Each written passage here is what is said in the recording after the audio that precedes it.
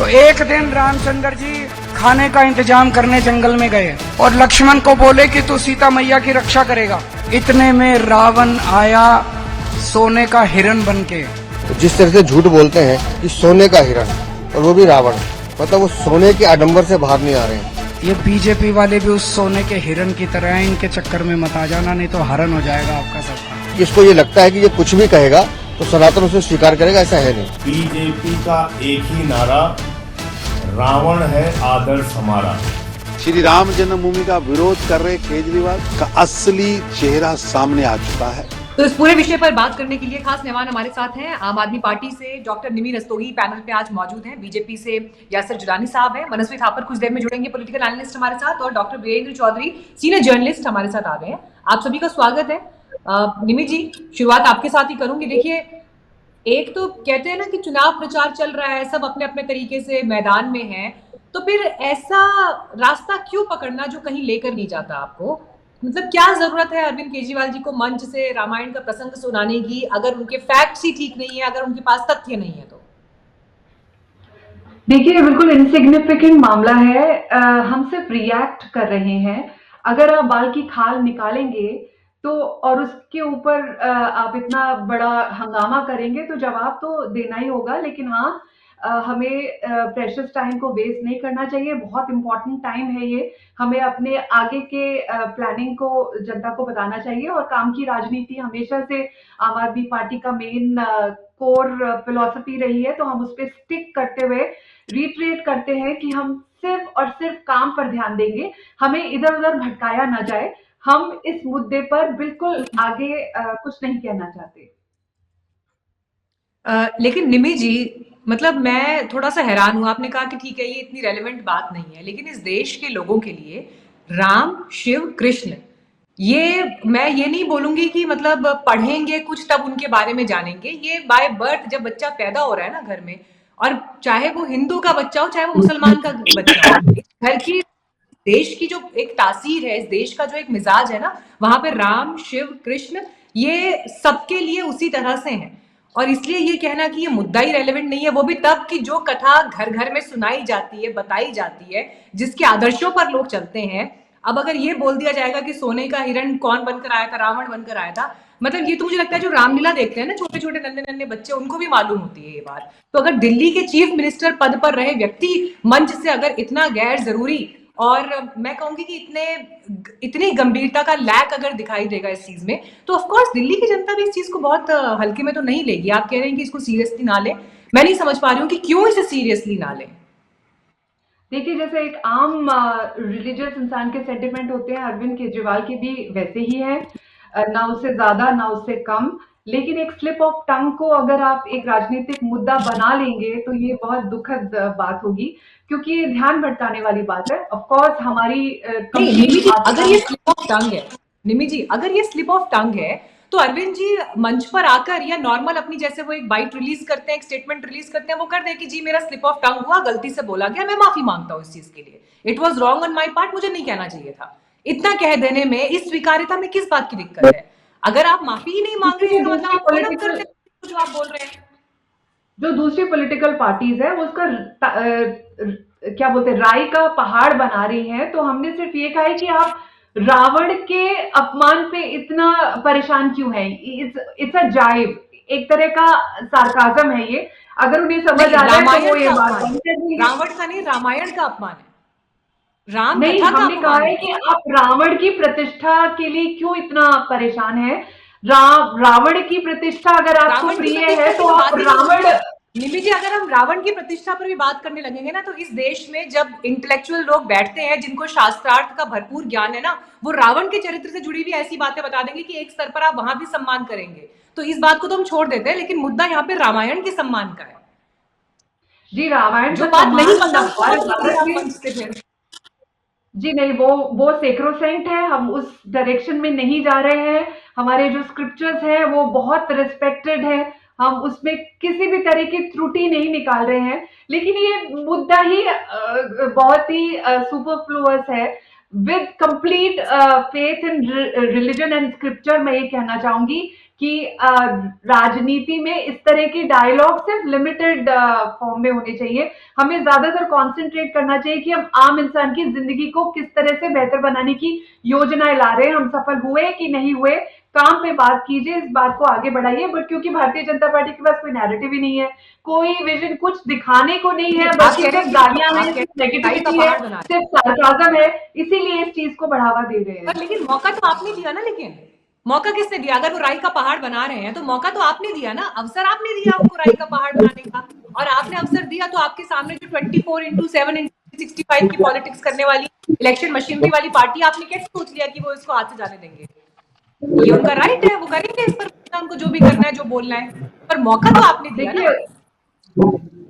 अगर वो मिसकंस्ट्रू करते हैं, इसमें उनकी प्रॉब्लम है, हम पूरी तरह से रिस्पेक्ट करते हैं। हमें किसी तरह का इस इश्यू पे कुछ ज्यादा इन्फ्लेट करने की जरूरत नहीं है। कोई मुद्दा अरविंद केजरीवाल ने नहीं दिया है, आपने पूरी घटना देखी है। सिर्फ 2 शब्द ऐसे हुए हैं जहां पर शब्दों का चयन शायद थोड़ा बेहतर हो सकता था, दैट्स इट। लेकिन उसके बाद जो हंगामा क्रिएट किया है वो भारतीय जनता पार्टी ने किया है। और हम आप अभी भी नहीं समझ पा रही हैं मैम कि शब्दों के चयन की बात ही नहीं है, तथ्यात्मक रूप से बात उन्होंने गलत कह दी, जिसका मतलब यह है कि अगर दिल्ली के चीफ मिनिस्टर पद पर बैठा हुआ जो व्यक्ति बैठा रहा है, अगर वो ऐसी बात कहेंगे मंच से, तो उससे ये समझ में आता है कि कितनी लैक ऑफ सीरियसनेस, कि आप अपने शब्दों के लिए रिस्पॉन्सिबल नहीं होना चाहते, आप अपने भाषण के लिए रिस्पॉन्सिबल नहीं होना चाहते। ठीक है, मैं यासिर जी के पास जाऊंगी, कुछ ऑडियो का इशू है, लेकिन जी देखिए मुझे मीनाक्षी जी वीरेंद्र चौधरी जिरानी जी आ रही है, वीरेंद्र चौधरी निमी जी की बात आपको समझ में आ रही है? क्या ये शब्दों का गलत चयन है सर? देखिए, राजनीति शब्द ही ऐसा है कि उसमें आप क्या बोलते हैं, क्या कहते हैं, क्या पहनते हैं, सबका एक शाब्दिक अर्थ होता है और वो एक मैसेज होता है। और अरविंद जी से मुझे आश्चर्य लगता है इस बात का कि वो कम पढ़े लिखे भी नहीं है, IIT है, IRS है, और ये पहली गलती नहीं है। बिहार यूपी के लोग फेक वोटर बन के आते हैं।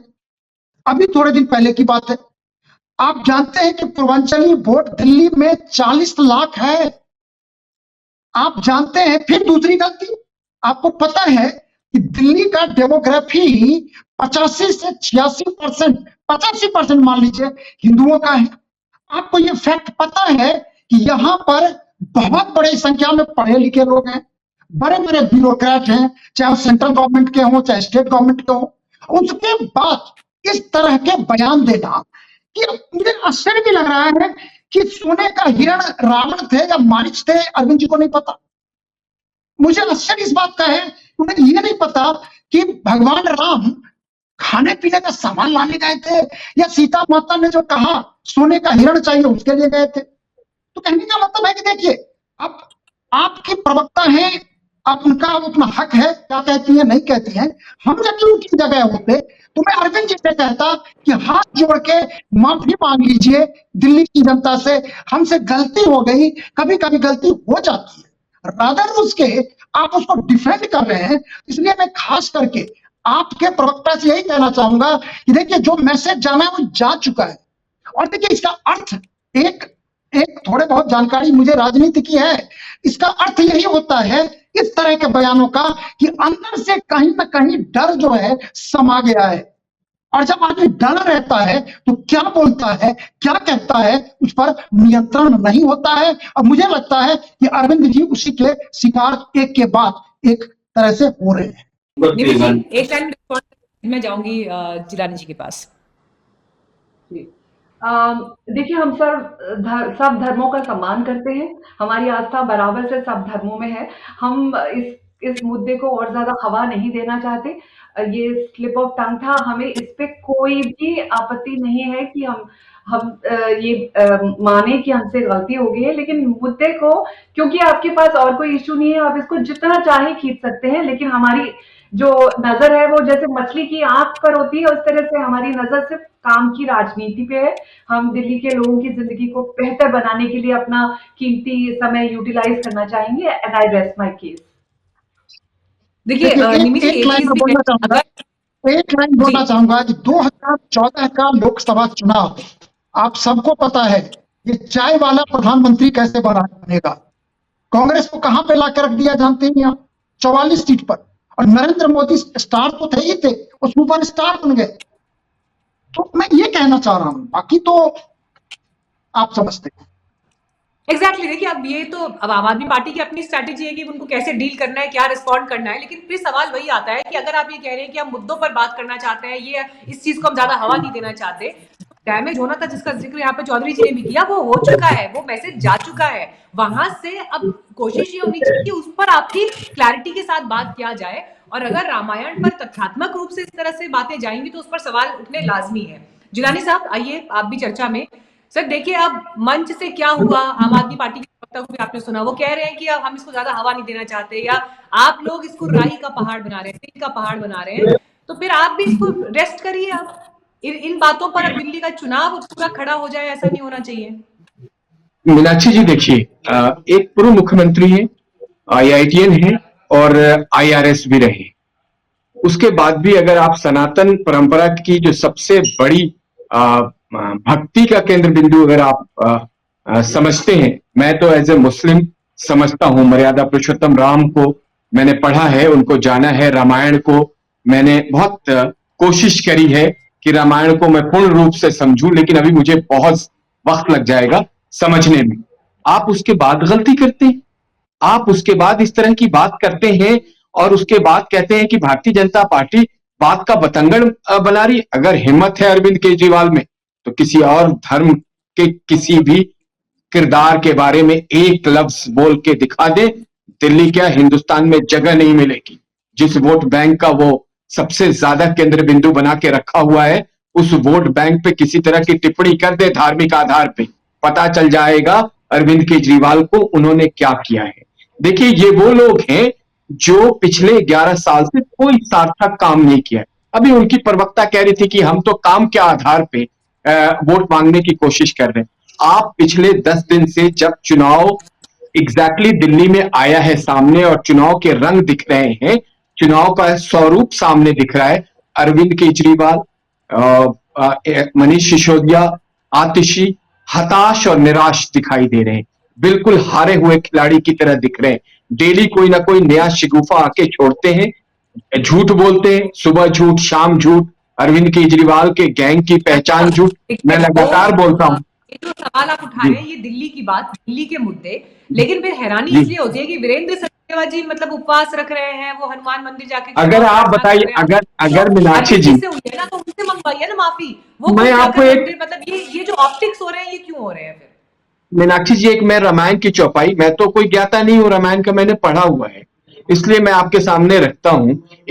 एक लाइन है, जाति पाति कुल धर्म बढ़ाई, धनबल परिजन गुण चतुराई, भक्तिहीन नर सोई कैसा, बिन जल बारिद देखूं जैसा। यानी इसका मतलब होता है कि जाति पाति कुल धर्म बढ़ाई, धन बल कुटुंब गुण और चतुरता तो कोई हासिल कर सकता है, लेकिन भक्ति नहीं हासिल कर सकता। अरविंद केजरीवाल वही इंसान है जिसके अंदर भक्ति नहीं है, ऊपर ऊपर सारा काम करते हैं। चुनाव आ गया, चुनावी हिंदू बन गए, चुनाव आ गया, चुनावी वो जहां पे अगर मिजोरम जाते हैं तो वहां पे क्रिश्चियन बन जाएंगे। यूपी में अगर उन्होंने चुनाव लड़ने की कोशिश करी तो वो चले गए अपने दारुल उलूम देवबंद और कहा। इस तरह की राजनीति खास करके दिल्ली के लोग एक्सेप्ट नहीं करने जा रहे। दिल्ली की जनता आपसे सवाल पूछ रही है कि आपको, आपने कहा था, अब मैं अगर के लिए लिहाज से अगर मैं प्रधानमंत्री के कार्यक्रमों का जिक्र करूंगी फिर तो आप बोलेंगे कि नहीं वो तो अलग बात है।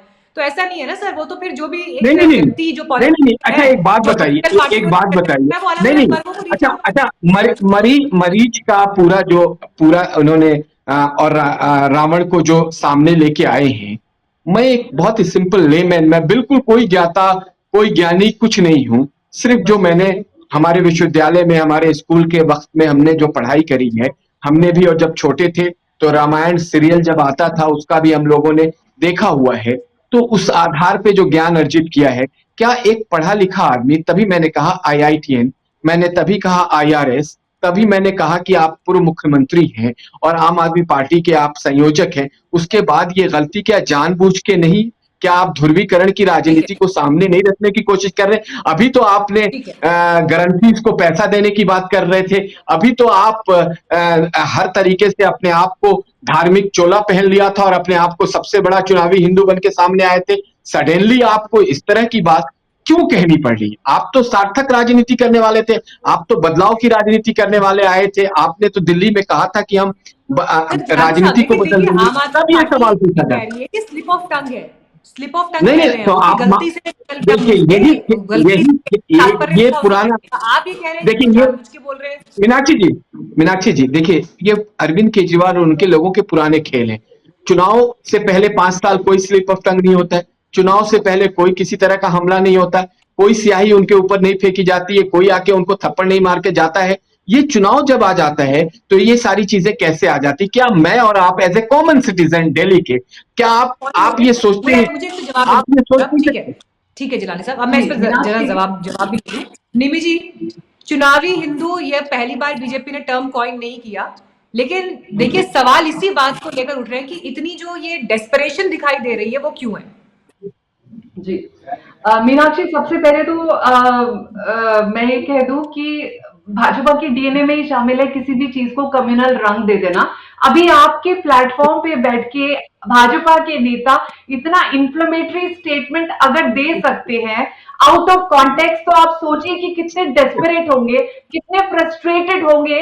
ये कि इनको थोड़ा सा तिनका मिल गया, डूबते हुए को जैसे तिनके का सहारा, कि चलो चलो अरविंद केजरीवाल की भक्ति पर, उसकी आस्था पर सवाल उठाते हैं। भारतीय जनता पार्टी बहुत बुरी तरह से हार रही है इस बार दिल्ली में, और वो जो ऐसे मुद्दे उठाएंगे इससे भी ज्यादा गंद फैलाएंगे, हमें कोई हैरानी नहीं है। लेकिन हमारी आस्था पर, हमारी भक्ति पर, हमारी स्टेडफास्टनेस पर कोई सवाल नहीं उठा सकता, ये दिल्ली की जनता जानती है। I don't have to say anything else after that. ठीक है, मैं आ रही हूँ मनस्वी ठाकुर। मेरे को एक लाइन रिबटल मैं उनका भी एक भी कमेंट नहीं हुआ है, उनका फर्स्ट कमेंट होने दीजिए। मनस्वी ठाकुर जी, किस तरफ जा रहा है दिल्ली का चुनाव? आपको हैरानी होती है अरविंद की मंच पे ऐसी बात बोल जाते हैं और उसके बाद जो उस पर पॉलिटिकल संग्राम छिड़ता है? इज इट सरप्राइजिंग और नॉट? नहीं नहीं, बिल्कुल भी नहीं। 2025 में इस लेवल पे हमारा राजनीति गिरेगा ये तो मुझे पता ही है। जिस तरह रोज हमारे हमारे राजनीति में, हमारे देश की डेमोक्रेसी में, रोज लोकतंत्र में एक पड़ाव पार होता है जिसमें हम रोज नई नीचे गिरते हैं, तो इसमें कोई गलत बात नहीं है। देखिए, ये बात बिल्कुल पक्की है कि ये स्लिप ऑफ टंग है, ये बात भी बिल्कुल पक्की है कि ये टाइमिंग गलत है, ये बात भी बिल्कुल पक्की है बीजेपी इसको भुनाएगी, सही तरीके से बताएगी, वायरल करेगी।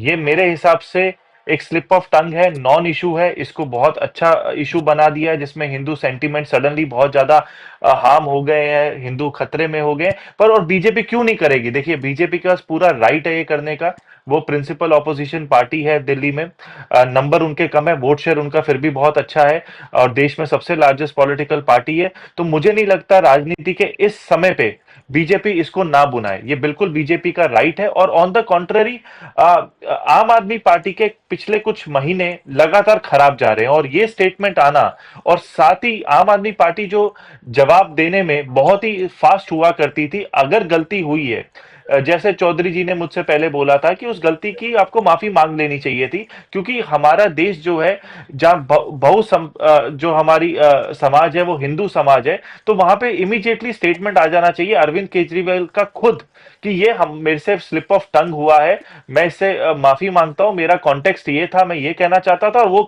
मेरे से गलती से निकल गया। पर ऑन द कॉन्ट्ररी, जब आप बैक फुट पे हो और फ्रंट फुट पे खेलने की कोशिश करते हो, तो आपकी कोई भी बात नहीं मानने वाला, ना ही समझने वाला। तो अगर दिल्ली का इशू डेवलपमेंट पे है या अरविंद केजरीवाल जी के काम के ऊपर है, तो वो तो पिछड़ी बात होगी। पर पहली बात तो ये हो गई कि आपने ये गलती से या जानबूझ करके या चुनावी हिंदू बन के ये क्यों निकाला? बीजेपी पूरा in its own proprietary right पे है कि ये इसको ये कांग्रेस को नहीं बल्कि आम आदमी पार्टी को बैकफुट पे लेके आए, और वो लेके आ रही है। आम आदमी पार्टी इस पर्टिकुलर इशू पे कंप्लीटली बैकफुट पे है। मुझे नहीं लगता कि ये इसको कहीं ना कहीं कवर अप कर सकती है दूसरे इश्यूज को उठा के, और ये बोल के कि बीजेपी के पास और कोई इशू नहीं है, चाहे वो डूबते को तिनके का सहारा मिला है, वो तिनका आपने ही दिया है, उस तिनके को हटाने का एक ही मौका आपके पास है। अब जल्द से जल्द इस पे माफी मांग ले और अपनी स्टेटमेंट को वापस ले ले, जो अब तक आम आदमी पार्टी ने नहीं किया। जी, निमि जी सीधे इसी पॉइंट के साथ आपके पास आ रही हूँ। देखो आज जिस तरह से आप जवाब दे रही हैं, क्योंकि आप अक्सर कार्यक्रम में आती हैं, तो आज मैं आपके भाषाई अंदाज से और आपके बोलने के लहजे से मैं ये समझ सकती हूँ कि पार्टी की एक ब्रीफिंग यही है कि इस मुद्दे पर हमको ये स्टैंड लेना है और इस तरह से इसे आगे कम्युनिकेट करना है। बट स्टिल जितने बाकी पैनलिस्ट हैं और जो ओवरऑल एक तस्वीर निकल कर आ रही है, देखिए ये बात कहीं ना कहीं शायद आप लोगों को भी पढ़नी पड़ेगी कि सिर्फ अरविंद केजरीवाल मंच से ये बोलकर निकल जाएंगे, उससे बात नहीं थमेगी। अब दूसरी पार्टी उसको मसला बनाए नहीं बनाए ये अलग बात है, लेकिन आप सोचिए एक नॉर्मल इंसान जो घर बैठे इस वीडियो को देखता है, चाहे टेलीविजन पर चाहे मोबाइल पर, और जब ये सुनता है कि केजरीवाल जी कैसे वहां पर सोने का हिरण रावण बनकर आया, ये लाइन सुन लेते हैं, तो क्या फील करेंगे? क्योंकि ये कोई सड़क पर होने वाली कॉमन बात नहीं है ना। एक व्यक्ति जो 3 बार दिल्ली का चीफ मिनिस्टर रहा है, वो व्यक्ति मंच से ये बात बोल रहा है। पार्टी अगर चुनाव जीत जाएगी तो क्या पता फिर वही चीफ मिनिस्टर होंगे। तो ऐसे में एक आम इंसान फेस वैल्यू पर क्या मैसेज रिसीव करे, और उस पर आप ये कहेंगे कि नहीं हम तो माफी भी नहीं मांगेंगे, स्लिप ऑफ टंग था। तो आपको नहीं लगता कि एक पॉजिटिव नोट पर एक क्लियर मैसेज यहाँ पर देने की जरूरत है? देखिए मनस्वी भी यही कह रहे हैं कई बार कि सिर्फ एक मुद्दा कई बार गलती मांग लेना एक बड़े दिल का परिचायक भी होता है। अग्री। मनस्वी भी यही कह रहे हैं कि एक मुद्दा है, तो इस पर आप आस्था पर या एक पार्टी की एक बेंट ऑफ माइंड पे कि ये धर्म की इज्जत नहीं करते, ऐसा ना कहें। हम बस यही कह रहे हैं कि हम सब धर्मों का सम्मान करते हैं। और आप देखिए अगर एक इंसान 12-15 रैलीज कर रहा है और उसके मुंह से कुछ ऐसा निकल जाता है, तो I think it's a human error. But having said that, हम पूरी तरह से आप जो कह रही हैं वो ठीक है। भारतीय जनता पार्टी अगर हमारे माफी मांगने से संतुष्ट हो सकती है, जो कि होंगे नहीं वो, क्योंकि वो इस मुद्दे को और ज्यादा इन्फ्लेट करेंगे, तो हम ये भी करने को तैयार हैं। लेकिन आगे आप सोच लीजिए कि काम की बात करने लायक ये पार्टी है ही नहीं, इनसे किसी तरह की कोई उम्मीद नहीं की जा सकती। इतनी शक्तिशाली पार्टी एक रामायण के 2 शब्दों की गलती पर अपना पूरा कैंपेन चला रही है। I am very sad to hear. Jilani ji, इनके सैड होने से कोई फर्क नहीं पड़ेगा। इनके पूर्व मुख्यमंत्री और इनकी पूरी टीम ने गलती करी है। इनको भारत के 120 करोड़ जो सनातन परंपरा के मानने जानने वाले लोग हैं उनसे माफी मांगनी चाहिए। ये करना पड़ेगा। मुझे माफी मांग लेंगे तो फिर आप लोग चुप हो जाएंगे, उसके बाद दिल्ली बीजेपी चुप हो जाएगी, उसके बाद शांत हो जाएगी और तरीके से जो दिल्ली के मुद्दे हैं उन पर आ जाएगी। फिर आज आपने एक हमारा जो व्यवहार है और व्यवहार में आपने देखा कि हमारे दिल्ली प्रदेश के अध्यक्ष श्रीमान वीरेंद्र सचदेवा जी ने उपवास रखा है।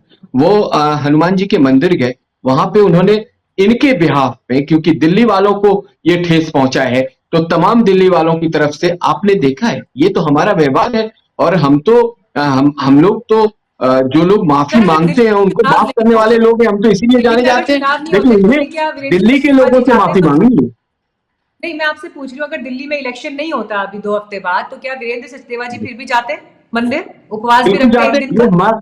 देखिए ये तो हमारे संस्कार हैं भारतीय जनता पार्टी के, और जो हमारे लोग हैं वो बहुत ही कल्चरली हैं, और खास करके जहाँ पे हमारे धर्म की बात आएगी आपके सामने, तो मैंने भी आपको उसी का आंसर दिया है। मैंने भी उसका आंसर। मैं एक और तस्वीर रख देती हूँ। महाकुंभ में बहुत कुछ ऐसा हो रहा है वहां पर, या जो लोग वहां पहुंच रहे हैं जो मतलब सनातन के बिलीफ को अपमानित भी कर रहे हैं एक लेवल पर, उनके लिए क्यों नहीं रख देते व्रत, उनके लिए क्यों नहीं रख देते उपवास? देखिए महाकुंभ बहुत शानदार तरीके से वहां पे हो रहा है। किसी तरह का कोई प्रॉब्लम नहीं है, लेकिन कुछ लेफ्ट विंग के प्रोपेगेंडिस्ट हैं, सुनिए, जो लेफ्ट विंग के प्रोपेगेंडा, लेकिन वहां पर सनातन परंपरा पर जो अपमान कर रहे हैं सनातन परंपरा का, ऐसे तत्व है ना वहां मौजूद, सब जगह वायरल हो रखे हैं, आपने भी देखे होंगे। मैं कह रही हूँ उनके लिए क्यों नहीं माफी मांग लेते सचदेवा जी? प्रयागराज ज्यादा दूर है क्या दिल्ली से? देखिए उत्तर प्रदेश की आपने जो अभी चर्चा करी है कुंभ को लेके, महाकुंभ को लेके, वहां की व्यवस्था खुद वहां के मुख्यमंत्री देख रहे हैं। कल एक छोटी घटना हुई, उसको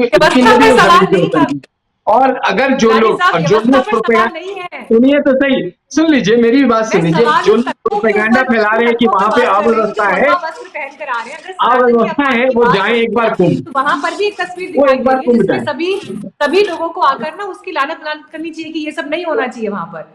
तो अगर ऐसा ही प्रदर्शन, मेरा एक सिंपल सा क्वेश्चन है मीनाक्षी जी, एक सिंपल सा क्वेश्चन है क्या इस वक्त जब चुनाव ऑलमोस्ट नाम वापसी हो चुकी है, आज हम पहला जो 16 डेज का कैंपेन के लिए जो डे मिलता है उसमें पहला दिन है आज, क्या जरूरत है, क्या 11 साल में आपके पास कुछ भी कहने के लिए नहीं है कि आप इस तरह की बयानबाजी कर रहे हैं? ये तो सवाल दिल्ली की जनता पूछ रही है। भारतीय जनता पार्टी विपक्ष में है, उसका काम है, उसका कर्तव्य है कि इन सब चीजों को आपके माध्यम से उठाए। आप चूंकि इसे मुद्दा बना रहे हैं जिलानी साहब, इसलिए मैं मुद्दा नहीं आपसे बना सवाल रहे। पूछ रही हूँ। रमेश मुद्दा नहीं बिदूरी बना ने जो रहे बयान हैं। दिया, रमेश बिदूरी ने जो बयान दिया, जितना घटिया बयान दिया, उसके लिए क्यों नहीं सत्यवाजी व्रत रख लेते? उसके लिए क्यों नहीं वो कर लेते कि मैं पाप क्षमा व्रत आज रख रहा हूँ, उपवास रख रहा हूँ? क्योंकि महिलाओं के अपमान की गलत बात गई है देश में, समाज में। दिल्ली की महिला का, चीफ मिनिस्टर का अपमान किया उन्होंने, तो करना चाहिए ना उनको, फिर ये चीज उन्हें वहां भी करनी चाहिए, वहां क्यों नहीं कर पा रहे? तो शुद्ध रूप से राजनीति है ना फिर।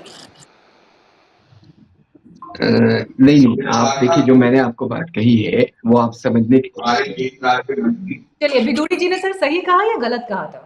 विदुरी जी ने जो कहा था, क्या इस देश की आधी आबादी का अपमान था या नहीं था?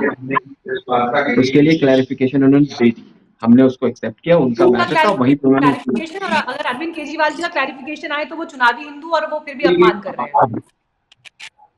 और विषय जिस तरह का है, ये आप डबल स्टैंडर्ड क्यों?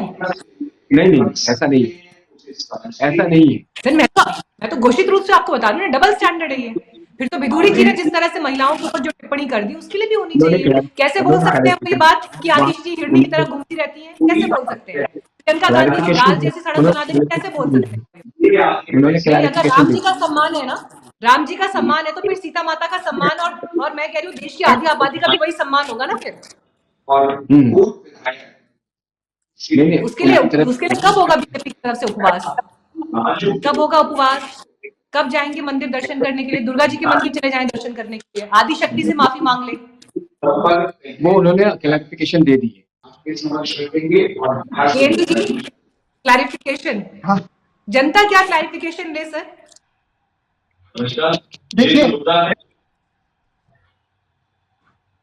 देखिए इसमें कुल मिला के तो मैं यही कहूंगा, पहले कह चुका हूं, फिर से यही कहूंगा कि देखिए अरविंद जी के लिए क्या है, नंबर एक, he is a defending person, माने कि 3 बार मुख्यमंत्री के बाद चौथी बार वो मुख्यमंत्री बनेंगे नहीं बनेंगे, सरकार में लाने का प्रयास कर रहे हैं। नंबर 2, एंटी इनकम्बेंसी उसके खिलाफ है। नंबर 3, पहली बार 2013 के बाद फ्री वर्सेस फ्री का चुनाव हो रहा है। पहले अकेले अरविंद होते थे फ्री के पूरे लिस्ट लेके, अब की बार बीजेपी उनसे 20 बनती जा रही है, कांग्रेस उसमें भी पिछड़ रही है।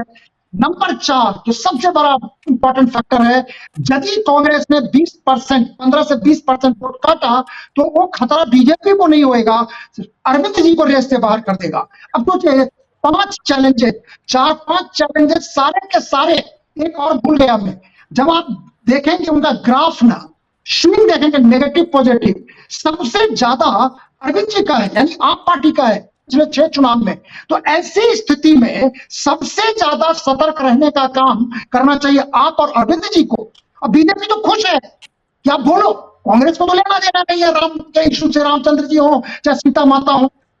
अरविंद जी ने सारे काम, चाहे वो पूर्वांचली का काम हो, बिहार यूपी का काम हो, चाहे सीता जी का काम हो, भैया भारत में रामचंद्र भगवान के नाम पे राजनीति किस धारा में मुड़ी है आप जानते होंगे। इसलिए मैं कह रहा था कि एक ही था सबसे बढ़िया तरीका कि वो हाथ जोड़ के माफी मांग लेते कि हमसे गलती हो गई, उन्होंने नहीं किया, वो मौका गंवा दिया, अभी भी वो डिफेंड कर रहे हैं।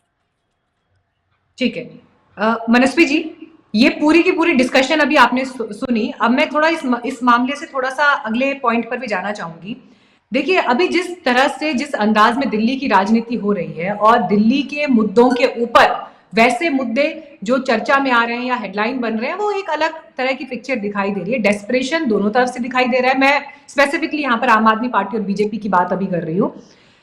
एक इसमें डेवलपमेंट ये भी था कि जिस अंदाज में अनब्रेकेबल रिलीज हुई फिल्म आम आदमी पार्टी के लिए, डॉक्यूमेंट्री आई सामने, और वो फिर एक यूट्यूबर के चैनल पर रिलीज हो रही है जो इंडिया से नहीं, बाहर जर्मनी से उनका चैनल चलता है। तो ये जो एक तस्वीर दिखाई दे रही है कि क्यों आम आदमी पार्टी को ये लगा बिल्कुल चुनाव से ऐन पहले ये फिल्म आनी चाहिए, ये डॉक्यूमेंट्री आनी चाहिए। कहीं ना कहीं शायद अपना एक इंटरनल असेसमेंट ये है कि चुनावी जमीन पर पैर खिसक रहे हैं, क्योंकि मुझे ऐसा लगता है कि अगर इस डॉक्यूमेंट्री को आना भी था तो 2 महीने और पहले आती, एन पहले आने से क्या बदल जाएगा? देखिए, ये बिल्कुल सही बात है कि आम आदमी पार्टी की लाइफ का सबसे डिफिकल्ट चुनाव इसको हम कह सकते हैं। 2013, 2019 और अब 2020 और अब 2025 का जो चुनाव है, आम आदमी पार्टी की जिंदगी का ये सबसे मुश्किल चुनाव है। इसमें बहुत सारे फैक्टर्स हैं। एक है कि पहला जब उनका इलेक्शन था तो कांग्रेस का एंटी इनकम्बेंसी, कांग्रेस के करप्शन के चार्जेस के खिलाफ वो कर रहे थे, पर उसमें भी अगर हम देखेंगे बीजेपी का वोट शेयर भी ज्यादा था पहले इलेक्शन में 2013 में, और बीजेपी की सीटें भी ज्यादा आई थी।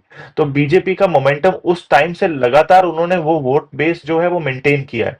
कांग्रेस का वोट शेयर लगातार गिरता हुआ है। जो जो कांग्रेस का गिरता हुआ वोट शेयर है वही कंसोलिडेट होकर आम आदमी पार्टी का वोट शेयर बना है। आम आदमी पार्टी कोई ट्रेडिशनल पार्टी नहीं है, आम आदमी पार्टी का कोई ट्रेडिशनल वोट बैंक नहीं है।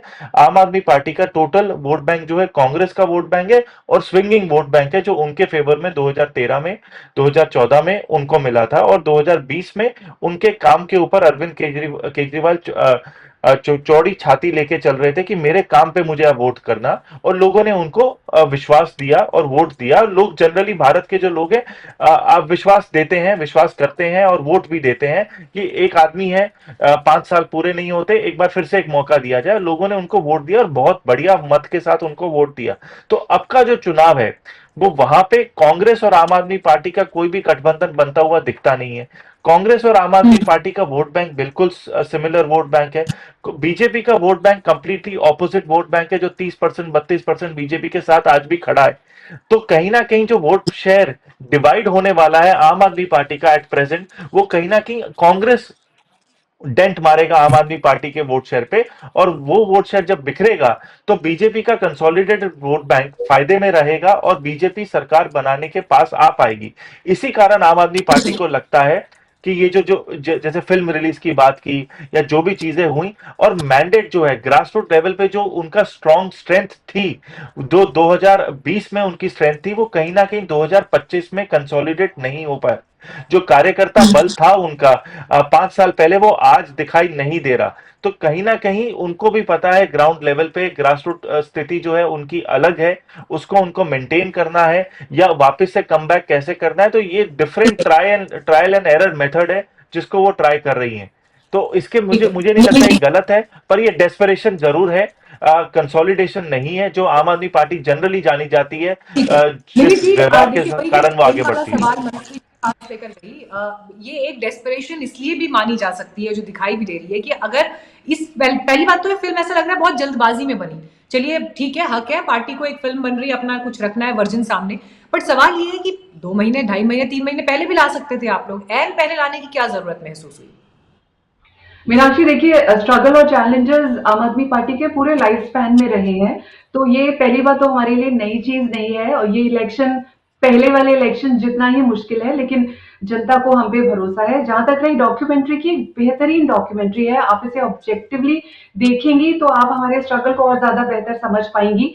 इसकी जो क्रोनोलॉजी है कि सारे लीडर्स जब अरेस्ट हुए, उसके बाद एक एक करके बेल मिली, उसके बाद जो रिसर्जेंस हुई पार्टी की, और जो पार्टी टूटी नहीं, जो उसका मेन प्रेमाइस है, वो तो अभी मुश्किल से 1 या 2 महीने पुराना है। तो जब चीज होती है तभी उसको डॉक्यूमेंट किया जाता है, तो मेरे ख्याल से इसकी टाइमिंग परफेक्ट है। इनफैक्ट इसको हम 5-6 दिन पहले ला सकते थे, लेकिन हमें लाने नहीं दिया गया। आप सोचिए, हिंदुस्तान में जहां डेमोक्रेसी है, वहां एक इंसान को अपनी बात कहने का भी राइट नहीं दिया जाता। तो किस तरह की ऑपरेसिव राजनीति है ये? भारतीय जनता पार्टी ने हमारी डॉक्यूमेंट्री को रिलीज होने से रोका, और उसका ऐसा काउंटर प्रोडक्टिव असर हुआ कि अब उसके 10-12 करोड़ व्यूज हो गए हैं। जो नहीं भी देखते थे उन्होंने भी देखा है और अप्रिशिएट किया है। तो डॉक्यूमेंट्री पूरी तरह से हमारे स्ट्रगल को रिफ्लेक्ट कर रही है। ठीक है, वीरेंद्र चौधरी जी, आपको समय मिला सर देख पाने का डॉक्यूमेंट्री? देखिए, मैं तो देख नहीं पाया हूं, लेकिन समय का चुनाव जो है ना, गलत है। सब समय पर मैं एक बात मानता हूं कि जो मैं पहले बोल चुका हूं उसको दोहराऊंगा नहीं। अभी अरविंद जी को ऑल आउट, उनका स्ट्रेंथ कम हुआ है। पब्लिक जो एक लोग रोड पे आ जाते थे वो नहीं है। बहुत सारे फिल्मी एक्टर हैं जिनको मैं 2013 से देखता रहा, वो लोग नहीं है ऐसी स्थिति में। लेकिन प्रॉब्लम ये होता है कि जब ऐसी स्थिति आती है तो ना पार्टी को समझ आता है कि हम करें क्या, ना नेता को समझ आता है। उसका परिणाम ये होता है, कभी वो रावण के नाम पर गलत बोल जाते हैं और कभी वो बिहार यूपी के नाम पर बोल जाते हैं। क्योंकि जो स्थिति है अभी का, उसमें मुझे लगता है कि अरविंद केजरीवाल अपने को उतना मजबूत नहीं समझ पा रहे हैं जितना वो पहले समझा करते थे। क्योंकि ध्यान देने की बात है, शीला दीक्षित जब हारी थी वो चौथी बार लड़ाई लड़ रही थी, और अब केजरीवाल का भी देख लीजिए, अरविंद जी चौथी बार लड़ाई लड़ रहे हैं। और निश्चित रूप से आप इतने दिनों तक एंटी इनकम्बेंसी को रोक नहीं सकते, सारे लोगों को खुश नहीं कर सकते, लेकिन ये ना करिए कि आप बैल मुझे मार, खुद ही अपने बैल को मरना पिटाई खाएंगे तो फिर जनता क्या करेगी? बीजेपी तो तैयार बैठा है। जी, तो चलिए, हमारी भी यही कोशिश थी कि इस विषय पर बाकी सभी पक्षों से भी एक बात हो पाए और चुनावी तस्वीर किस दिशा में जाती हुई दिख रही है उसका एक एनालिसिस, एक फेयर एनालिसिस यहाँ पर हो। थैंक यू सो मच आप सभी का समय देने के लिए और इस बातचीत में जुड़ने के लिए। बहुत धन्यवाद।